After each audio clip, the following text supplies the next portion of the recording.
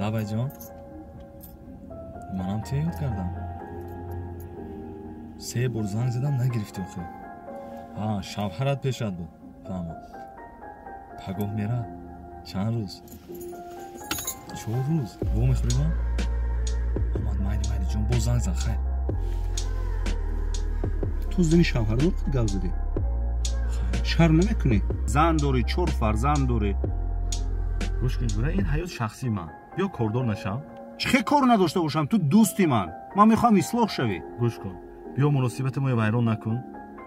گوش کن بجای این زنی تو باشد نسبت زنی تو هم خیلی مناسبت کنم چیکار میکردی این چخیل گپ زدم دهنت به نگاه کرده گپ زدم شد تمام جورگی بس الله اکبر من رفتم جمشید جان من توی سنجیدم جوره جان این